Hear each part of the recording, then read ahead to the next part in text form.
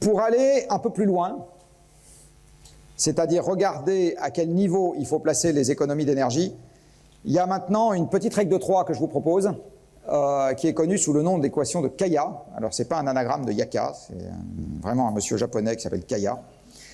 Et il a un jour posé l'équation de la baisse des émissions de CO2 sous forme d'une règle de 3.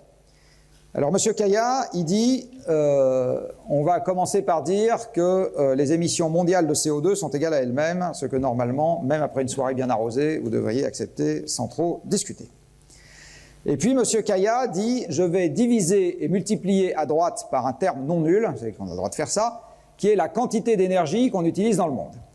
Et donc là, je fais apparaître un premier terme, qui est la quantité d'énergie, la quantité de CO2, pardon, libérée dans l'atmosphère par unité d'énergie disponible pour moi. D'accord? Par unité de machine en fonctionnement. Après, je continue et je vais multiplier et diviser par la production économique.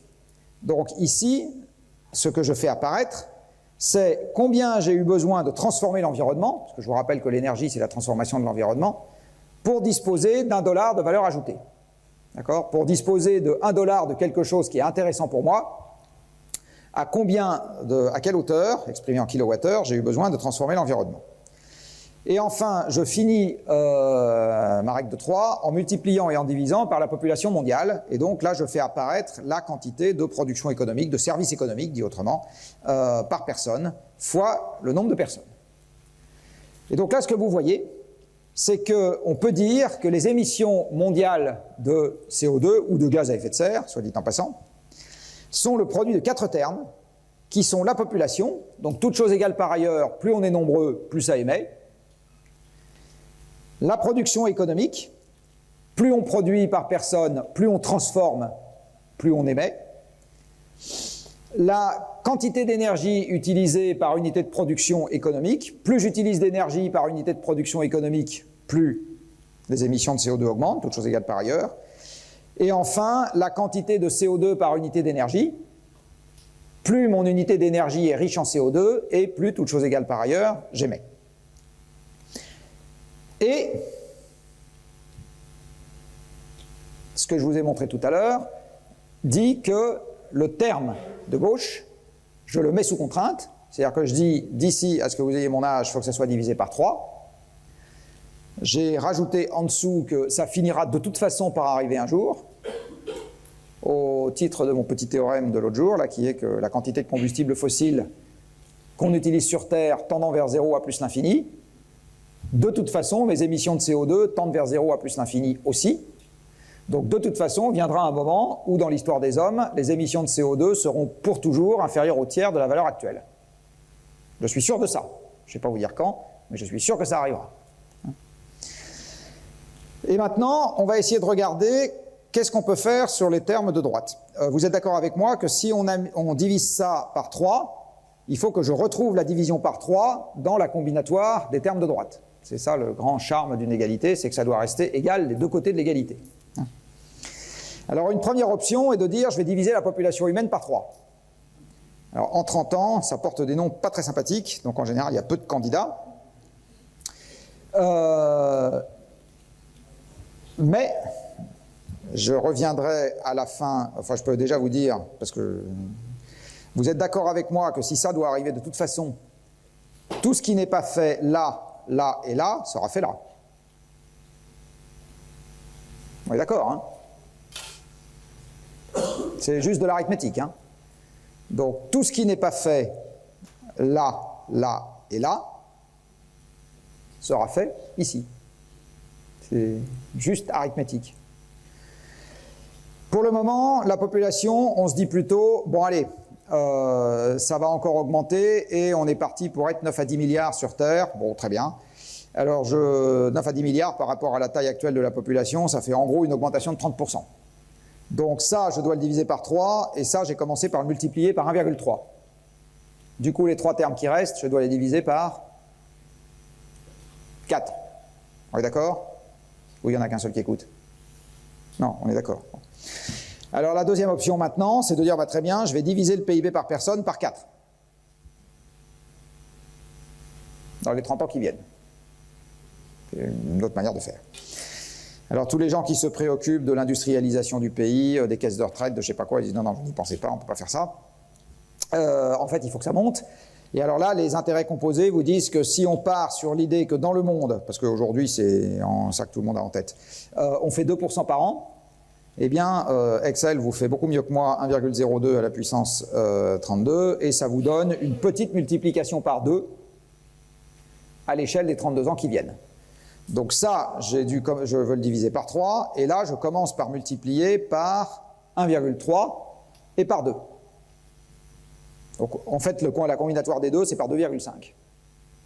Donc vous êtes d'accord que si ça, je le multiplie par 2,5 et ça, je dois le diviser par 3, le produit de ces deux termes, je dois le diviser par... Je crois avoir entendu 7,5. Je vous rappelle que les règles de 3, c'est beaucoup plus utile dans la vie courante que les intégrales triples. Hein. Beaucoup plus.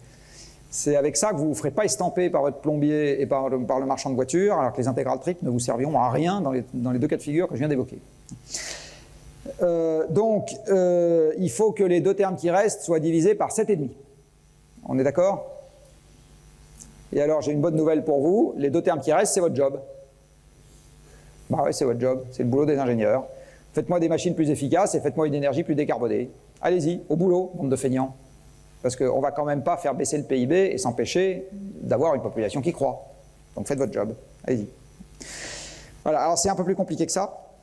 Parce que si je demande aux gens qui vous ont précédé d'envoyer leur CV, en disant qu'est-ce que vous avez fait sur ces deux termes-là, je vais y revenir un peu plus tard, mais vous voyez, sur l'efficacité énergétique de l'économie, en gros, on a été capable de gagner 30% en un peu plus de 50 ans, et même si je regarde sur les 20 dernières années, eh bien, on est plutôt à moins 10%. C'est-à-dire qu'on gagne péniblement un demi-point d'efficacité énergétique par an, actuellement, sur les 20 dernières années. Nonobstant l'explosion du Smart IT, qui doit rendre tout smart dans tous les sens, smart taxi volant, smart city, smart ingénieur des mines, smart machin, enfin smart tout, et mettre de l'efficacité dans tous les sens. Mais manifestement, ça ne marche pas très bien. Puisque depuis qu'on met du smart machin dans tous les sens, l'efficacité a plutôt tendance à s'améliorer moins vite que plus vite, hein, macroscopiquement. Et donc si je dis ça, je dois le diviser par 7,5, ça je gagne péniblement 30% là-dessus, bah, vous êtes d'accord que j'ai encore un gros facteur 5 à trouver là-dessus. Malheureusement, ce n'est pas du tout ce qui s'est passé sur les 50 dernières années. On a gagné en gros 10%. Sur ce terme-là, sur les 50 dernières années. Et depuis le boom ENR, on ne gagne rien. Là aussi, c'est quand même dommage. En fait, le boom ENR, j'y reviens une fois de plus, c'est l'arbre qui cache la forêt, c'est-à-dire que dans le même temps que les ENR augmentent, le charbon et le gaz continuent d'augmenter, ce qui fait que le contenu carbone moyen de l'énergie incrémentale, eh bien, il est plutôt plus fort que le contenu carbone moyen de l'énergie qui était déjà employée. Hein. Le boom des ENR des 15 dernières années est allé de pair avec le boom du charbon. C'est ce que j'expliquais au moment du premier cours. Donc on a fait 10%. Alors je le répète, à partir du moment où soit la géologie régionale ou mondiale, soit n'importe quelle contrainte, les gens paniquent, j'en sais rien, fait que ce terme-là devient effectivement rapidement décroissant. Tout ce qui n'est pas pris là et là, le sera là et là. C'est juste des maths. C'est juste des maths. D'accord ? Donc je vais vous le redire autrement. Les économies d'énergie,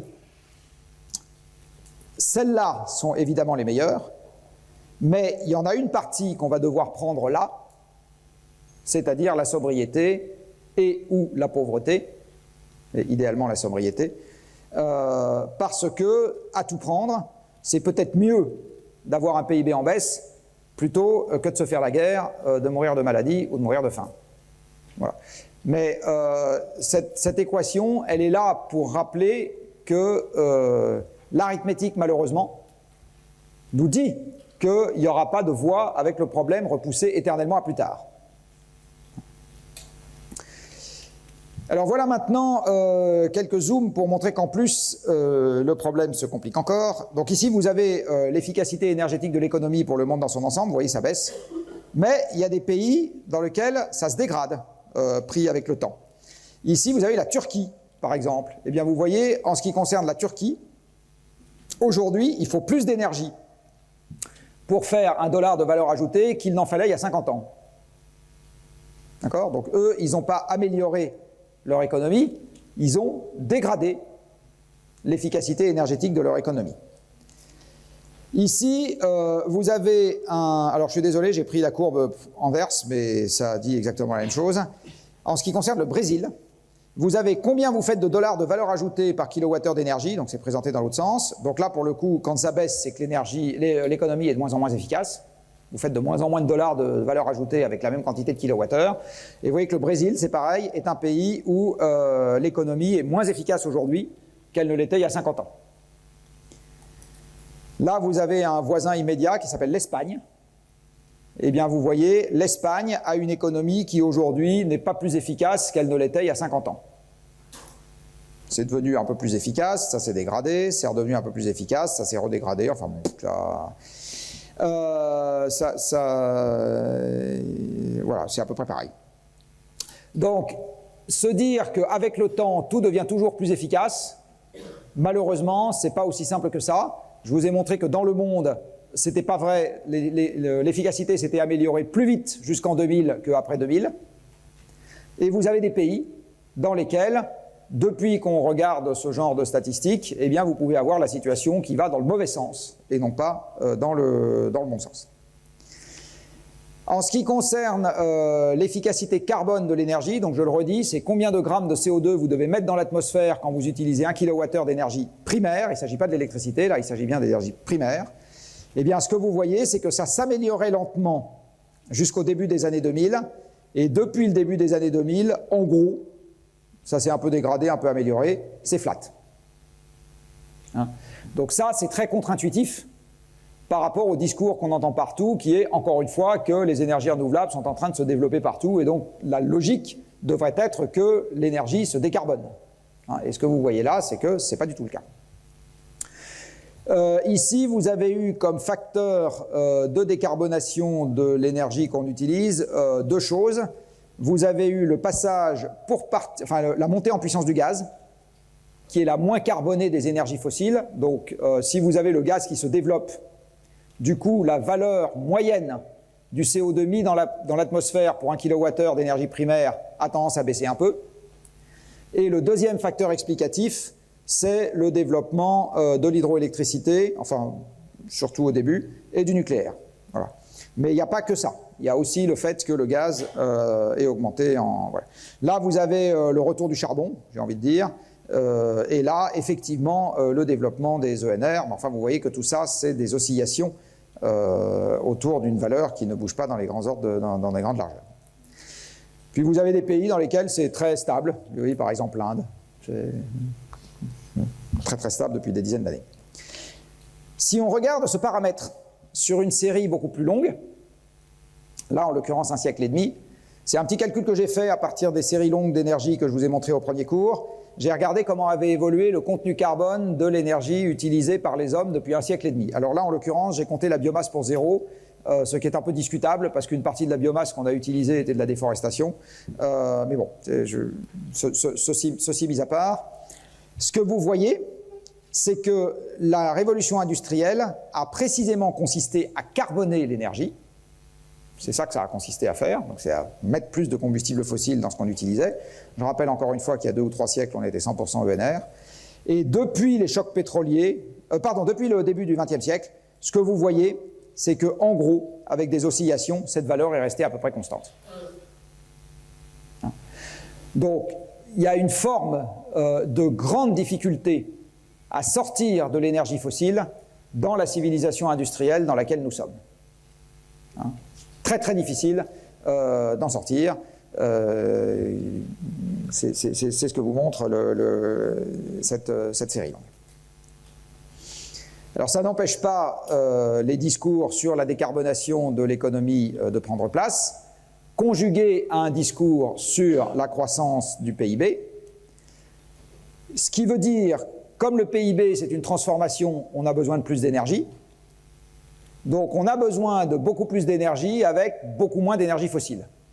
Donc en gros, pour conjuguer les deux discours qui sont à la fois l'économie doit continuer à croître et la quantité d'énergie fossile doit rapidement décroître, ça veut dire qu'on devrait passer d'une évolution historique de l'utilisation de l'énergie, qui est cette courbe que je vous ai déjà montrée, à une évolution future, d'ici à ce que vous ayez mon âge, je répète, qui ressemble à ça. C'est-à-dire que en bas, les combustibles fossiles se mettent à décroître de 3 à 4% par an. Alors ça, physiquement, ça ne pose pas de problème. Que ça pose des problèmes socio-économiques tant qu'on veut, mais ça ne pose aucun problème physique, c'est-à-dire de diminuer très fortement la quantité de combustible. C'est physiquement possible. Ça, c'est moins sûr. Il faudrait que dans le même temps, les énergies décarbonées croissent de 7% par an, tous les ans, dans les 32 ans qui viennent. Sachant qu'une bonne partie, on va y venir plus tard, de ces énergies décarbonées reste dépendante des énergies fossiles à un moment ou à un autre de la chaîne. Alors, plus ou moins fortement, évidemment, mais quand même, oui.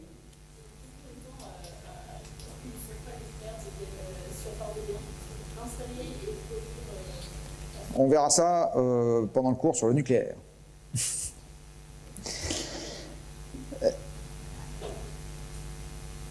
Alors maintenant, je vais vous proposer une alternative à Kaya, que je vous ai montré tout à l'heure, qui est plus du tout la même.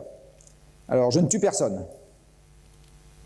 Donc on a toujours la population qui se prend 20 à 30%. Alors je ne tue personne, mais on essaye de faire en sorte que la population croisse quand même un peu moins vite. D'accord ? C'est quelque chose qui est tout à fait faisable.